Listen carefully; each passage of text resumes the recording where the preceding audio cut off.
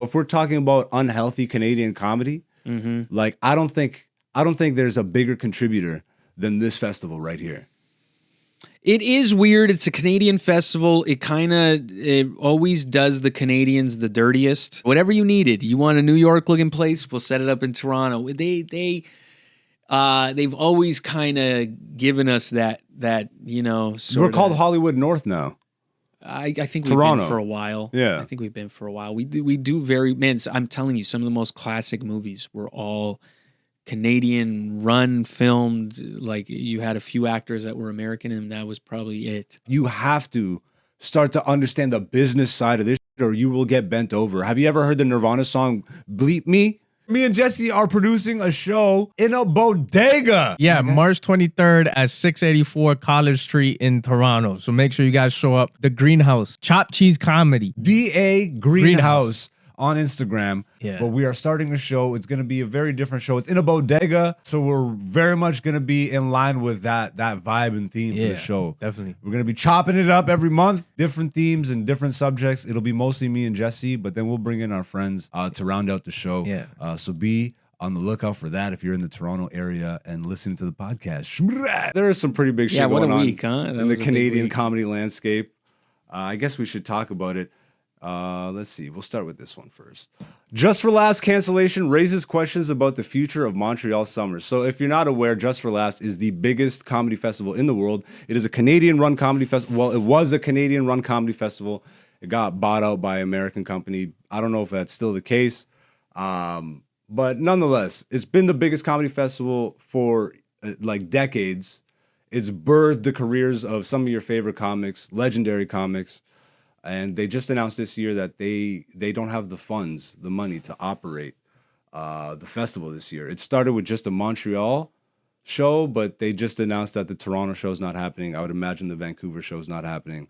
And then I just found out recently from this other article, company that operates Just for Laughs owes nearly $22.5 million. Wow, that's a big bill. It's a big bill. Let's watch this one first. Wow. Yeah.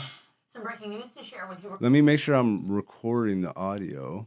Yeah, see, this is why I need Dante here. Bam. All right, I got this audio here. Okay. Regarding the local comedy scene, this year's Just for Laughs Toronto Festival will not be taking place. The confirmation follows. Ha ha ha ha, bro. That's interesting newscasting there. You see that? Where is this from? This is but you see how they do that? That's a little dirty move. That's a little dirty news move that nobody pays attention to. They go, oh, Just for Laughs is just finished, and then you just see ha ha ha. That and they're big. Laughing. Canceling its flagship event and undergoing restructuring. Just pour Rire Inc. says it hopes the festivals will once again. Restructuring is the word that I clued into here. Oh, so yeah, it's just this year. It'll be back next year. They're saying just this year. They'll be back next year, but like, yeah, they probably them got being this some in debt. Yeah, but I would imagine they probably got shell companies, dude. They probably are like probably. I feel bad for the employees that got canned because that always sucks. As an organization, though, if we're talking about unhealthy Canadian comedy, like I don't think there's a bigger contributor than this festival right here. It is weird. It's a Canadian festival. It always does the Canadians the dirtiest. It gives us the least top billing. You barely see Canadian names on the posters. And the majority of their funding comes from the fact that it's Canadian. Yes, and the funding comes from people's tax dollars, but I guess maybe that is what people want to see. Maybe people don't want to see Canadians. Maybe they're grossed out by Canadians. Maybe that's what isn't that what they're told? Because if you're not advertising that, obviously, yes, you need the names. I think they like you know how Canadian radio has like we have to play X CRTC. Percentage. Yeah. It's mandated for them too. If you get any government grant, you have to have a percentage of your thing be Canadian content, operated content, whatever, people on staff. Yeah. And that's where we've always kind of been a bit of a toilet bowl to this sort of stuff. They film Hollywood movies here. You know what I mean? Like some of the biggest blockbusters. Hamilton, Ontario is the dirty Detroit, like a cheap Detroit. Some of your favorite Hollywood blockbusters were entirely shot and filmed right here. You'd probably drive by the place 100 times a day. They were filmed right in Canada. Vancouver. All over, man. Toronto, Vancouver, everywhere. Whatever you needed. You want a New York looking place? We'll set it up in Toronto. they've always kind of given us that We're called Hollywood North now. I think Toronto. We've been for a while. Yeah. I think we've been for a while. We do I'm telling you, some of the most classic movies were all Canadian run filmed. Like, you had a few actors that were American, and that was probably it. When I was living in Toronto, I was working this job for this rent-a-car company. Yes. And we had all the contracts for the movie studios. Yes. So I had literally like firsthand backstage fucking peeks at, bro, it's a huge industry. It's a big money operation. Mover. Yeah. Like during COVID, bro, they were still making movies. Like that's how much money they they have influence, bro. I know. I disagreed with a lot of what they did during that whole time. I'm getting our career shut down tonight. Yeah, I mean, you know what? What's funny about all this stuff is, I guess with a lot of things in life, I guess people are losing trust in these big institutions. You know what I mean? It's kind of like it sort of is reflective of everything. But I think all the institutions are also consolidating. It's that time, bro. Yeah, because I think down. People, it's everything, right? People are tired of a lot of this stuff. They don't want to, I think maybe that's it. I think it's, how did they get into this much debt? $22.5 million?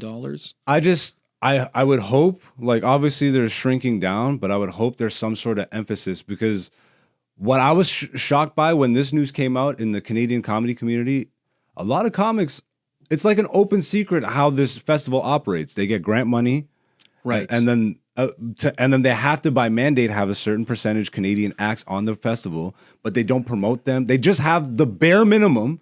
They don't also them. do pay them very little. That's it's not even just that. Okay, they pay them very little, but also like this, it's show business, folks. Like this is like you're new to this podcast. I've never really had guests. I'm doing the Black Bill Burr thing, but like the whole point of this is to be the side piece to the comedy career.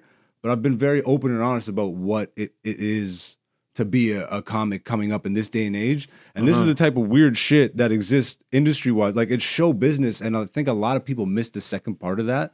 They get into comedy, I just want to be a comedian. But once you get deep enough, you have to start to understand the business side of this shit, or you will get bent over. Have you ever heard the Nirvana song, Bleep Me? Yes. Go listen to the Nirvana song, Bleep Me. Even just type in Nirvana, Bleep Me, and it'll come up for sure. I'm just, YouTube censors. Yeah. Like, it's literally that. When I found out the percentage of money that you sign away as a new comic, so you imagine, as a new comic signing to this festival, you give them your fucking first amount of good minutes, and then you can't use that anywhere else, and then they take the majority of your money. Like, but again, that's also there's a very big parallel of that to music, right? Music is going through a similar thing Fair enough. And I see that. I think it might be time that those things are ending. Like, I think that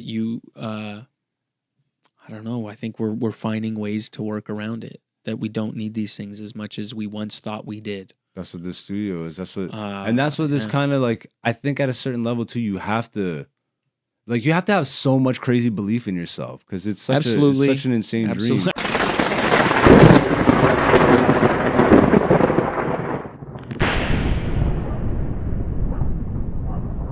By the way, if you want to hear the history of the podcast, we're back cataloging all of it on the Patreon. So if you want to subscribe to the Patreon, it's AKA Black Zeus on there. It's right now, there's 2 tiers that are discounted. All right. So they're $5 and $10, but you can get them both for half price. And there's like limited seats for that. It gives you access to all the good shit. And then there's joke tiers above that if you want to support. Or just hit the subscribe and we will release the comedy special on YouTube when we hit 1,000 subscribers.